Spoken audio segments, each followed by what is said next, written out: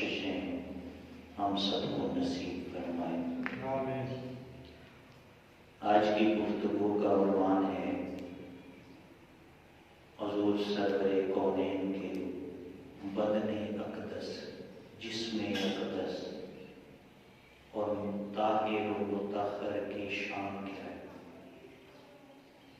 عنوان سمجھیں کہ حضور سرور انبیاء کے جسم اقدس کی شان کیا ہے۔ حضور کے بدن میں اللہ نے جو بے انتہا اور بے شمار اور لا تعداد خوبیاں رکھی، ان میں سے ایک دو باتیں عرض کروں۔ کوئی بندہ سرکار کی ذات کی کما حق کو تعریف نہیں کر سکتا، ہمارے نبی کی شان مبارک کو کما حق کو کوئی بیان نہیں کر سکتا، بیان کرنا بھی مشکل ہے، اور حضور سرور کونین کی کمالات اور عظمتوں کو سمجھنا بھی ہر عقل کا کام نہیں ہے، ہر بندے کے بس کا کام نہیں، کیونکہ جو شمع رسالت کے پروانے ہیں، جب وہاں سے حضور سے پوچھا گیا یا رسول اللہ آپ کی حقیقت کیا ہے، حضور نے فرمایا لم یعرفنی حقیقتا غیر ربی، میرے رب کے علاوہ میری حقیقت کوئی سمجھتا ہی نہیں۔ تو اس لیے اس عظیم ذات کی صفتیں مجھ جیسا بندہ بیان نہیں کر سکتا، لیکن جو باتیں چند ایک حضور کی کمالات ہم تک پہنچے، علماء نے اصحاب رسول کی زندگیوں سے ہم تک پہنچائے، وہ باتیں ایک دو عرض کروں۔ آپ دیکھیں کہ یوں تو بدن اعضاء انبیاء بھی انسانوں میں سے آئے ہیں، کوئی فرشتہ نبی بن کر نہیں آیا، بشریت انبیاء کی صفت ہے، لیکن وہ بشریت ہماری طرح نہیں ہے، وہ بشریت بڑی شانوں کی مالک ہے۔ اسی لیے بے شمار نبی تشریف لائے، جب ان سے معجزات ہوئے، انہوں نے نبوت کا اعلان کیا، لوگوں کو اپنی طرف بلایا، تو دنیا پرست لوگوں نے کہا جی یہ تو ہماری طرح انسان ہے، یہ ہماری طرح بشر ہے، جی کھاتا پیتا چلتا پھرتا ہے، یہ کون سا بڑی اس کی کوئی شان ہے کہ ہم اس کو مانیں۔ تو یہ ذہن میں بیٹھنا بھی کہ نبی ہماری طرح بشر ہے، یہ ایمان کی تباہی اور خرابی کا سبب ہے، اس لیے کہ نبی اللہ نے بشروں میں سے چنے ہیں، لیکن جو بشریت میں شان کو عطا فرمائی وہ اللہ نے اپنی باقی مخلوق کو عطا نہیں کی۔ اب میں امام الانبیاء کی چند باتیں آپ سے ذکر کروں گا، اور آپ اپنے ایمان کو اور اپنے دین کو مضبوط کریں گے ان باتوں سے کہ یہ ساری باتیں ایمان کی مضبوطی اور انسان کے یقین کی پختگی کا سبب ہے۔ آپ توجہ رکھیں گے، میں سرکار کے جسم کی جو شانیں ہیں ان میں سے چند ایک باتیں عرض کرنے لگا ہوں۔ درود شریف ایک دفعہ پڑھیں۔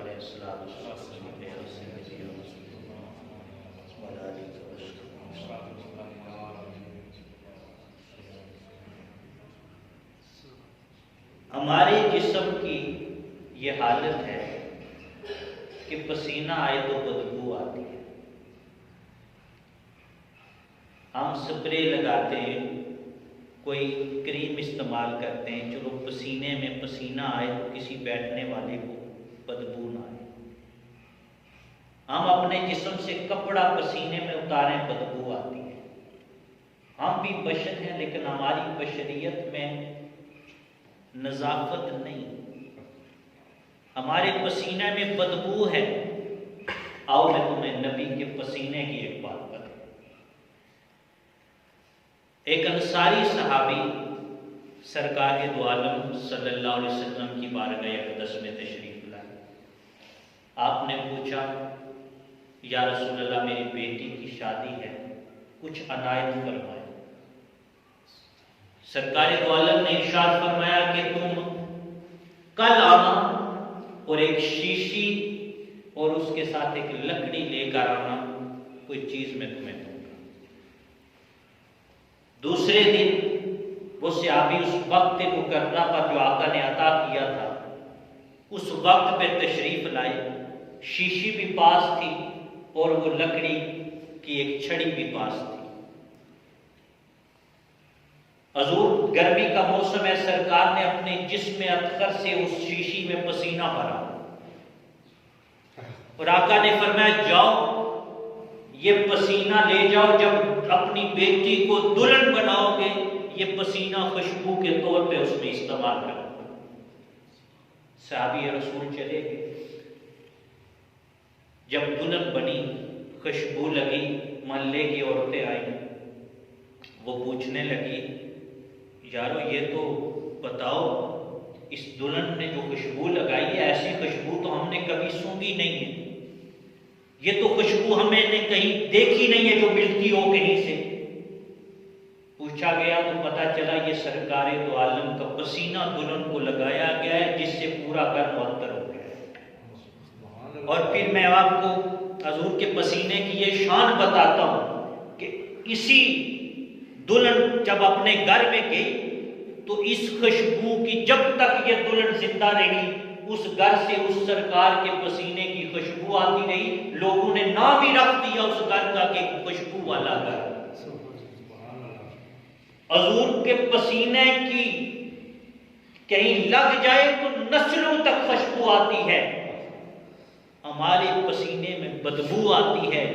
نبی کی شان یہ ہے کہ نبی کے جسم سے نکلنے والے پسینے میں بھی رب نے اتنی خوشبو رکھی ہے کہ جو خوشبو اس کی نسلوں تک پھیلتی ہے۔ بعض علماء نے لکھا ہے کہ اس کی نسل میں بھی وہ خوشبو آتی تھی، جب دلہن بن کے لگائی تھی اس خوشبو کی برکتیں نسل میں بھی آیا کرتی۔ یہ پسینے کی ایک شان ہے۔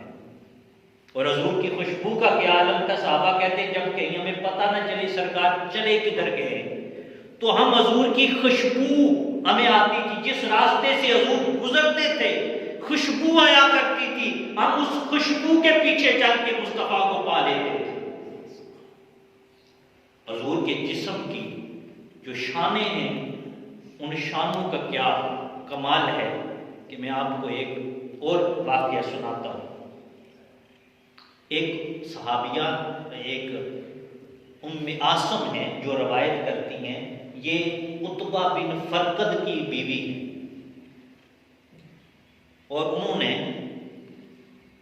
یہ بیان کی روایت، وہ فرماتی ہیں کہ میرے خامند کی عتبہ کی 4 بیویاں تھیں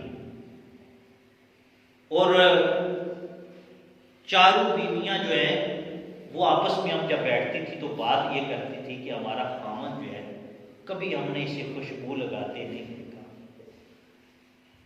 یہ خوشبو کہاں سے لاتا ہے اور کب لگاتا ہے۔ ہم نے یہ آپس میں بحث کی، آخر سوچا کہ ایک دن پوچھیں گے اس سے۔ ہم چاروں اکٹھی ہو گئے، ہم نے کہا ایک بات بتاؤ اور وہ یہ ہے کہ بتاؤ تم خوشبو کون سی لگاتے ہو، کیونکہ محلے کے لوگ بھی پوچھتے ہیں ہم سے کہ عتبہ کہاں سے خوشبو لاتا ہے کہ جب بھی اس کے پاس سے گزریں تو اس سے بہت خوبصورت خوشبو آتی ہے لیکن وہ ملتی کہیں سے نہیں۔ اب سنیں کہ حضرت عتبہ بن فرقد فرماتے ہیں کہ میں تمہیں آج ایک اصل بات بتاتا ہوں کہ یہ خوشبو کون سی ہے جو میرے جسم سے تمہیں آتی ہے۔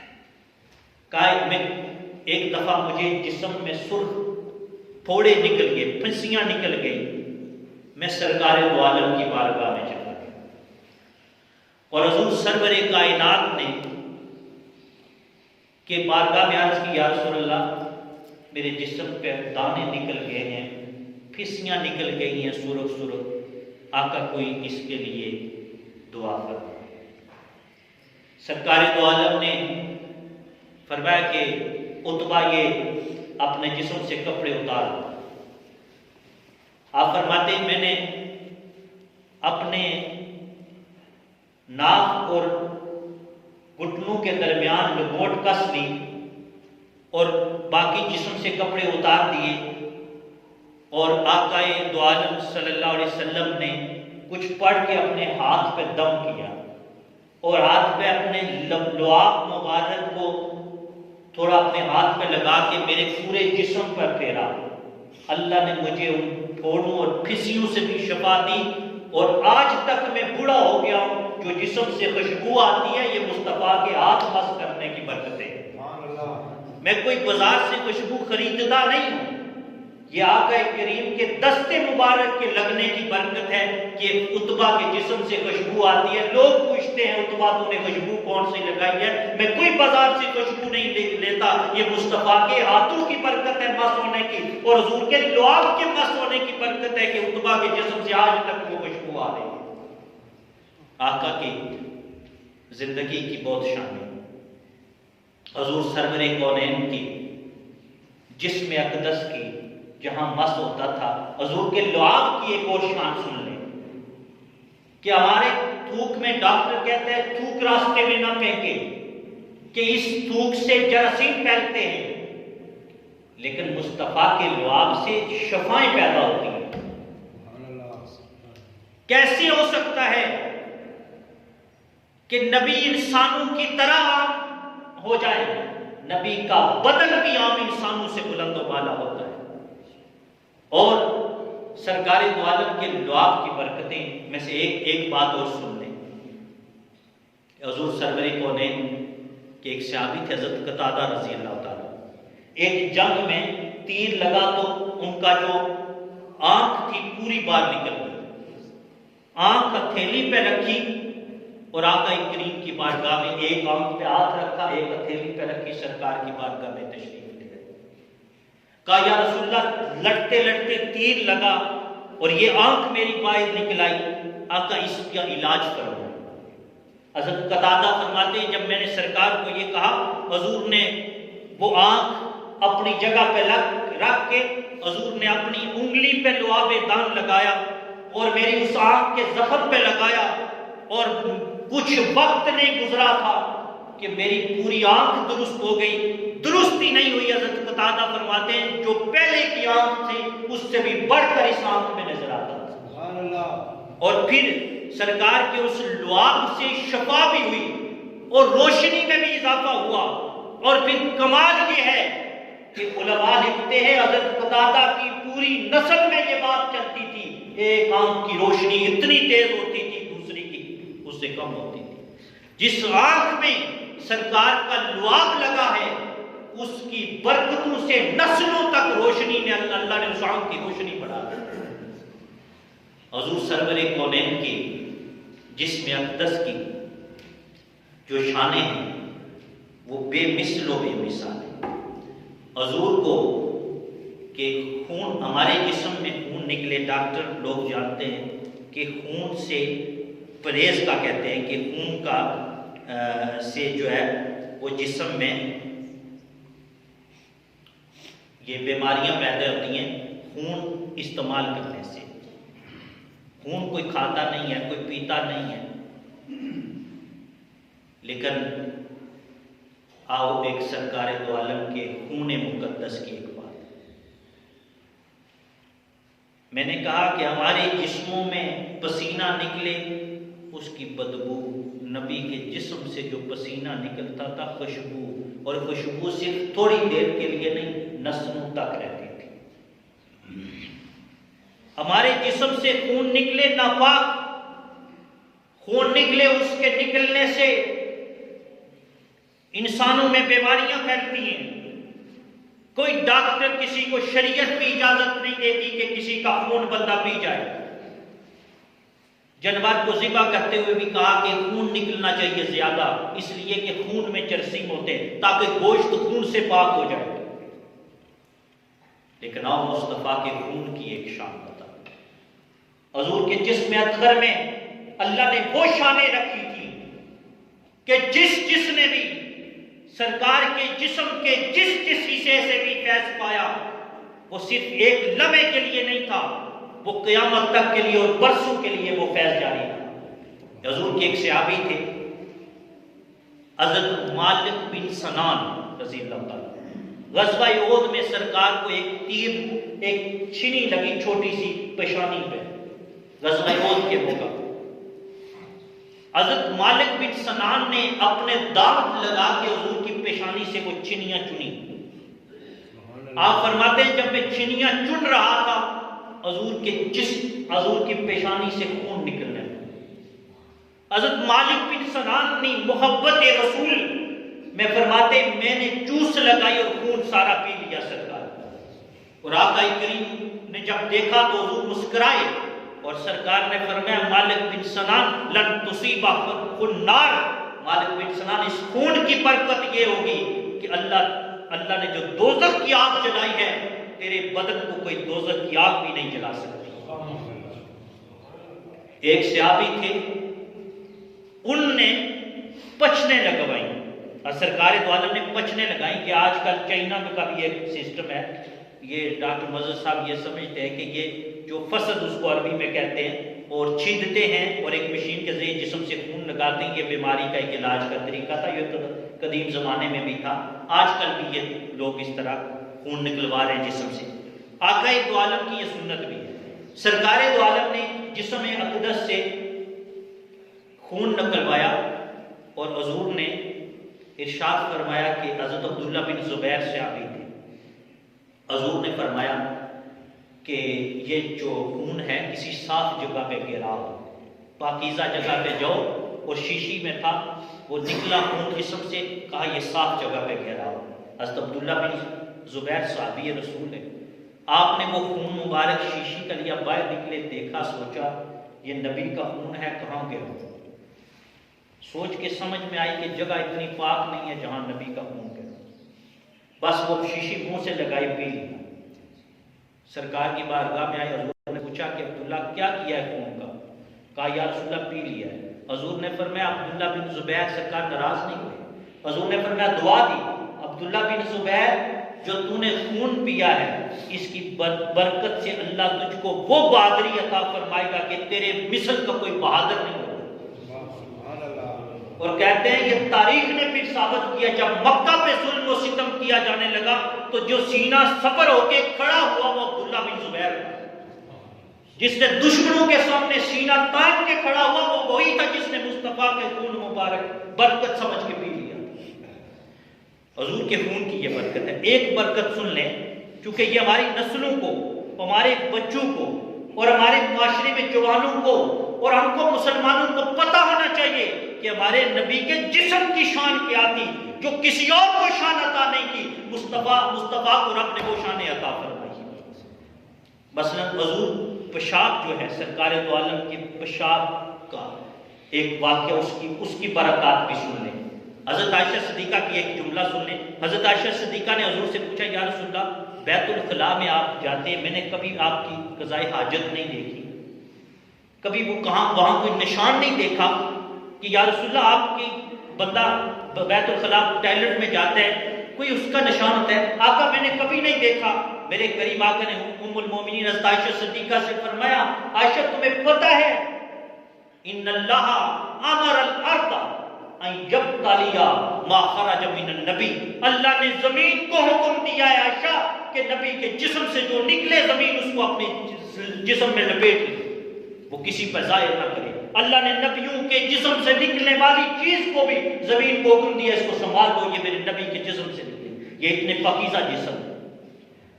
حضور کے جسم مبارک، حضور نے ایک دفعہ حضرت ام ایمن کی بات سنا رہا. یہ حضور کی خادمہ تھی، خدمت کیا کرتی تھی، اور سرکار دو عالم نے رات کو کہیں پیالے میں برتن تھا جس میں آقا کریم کبھی پیشاب بیٹھتے تو اس کو وہاں رکھ دیتے. صبح خادموں کو کہتے کہ یہ باہر گرا، کیونکہ ممکن ہے اس وقت وہاں پہ ٹائلٹ کا اس گھر میں انتظام نہ ہوا ہو.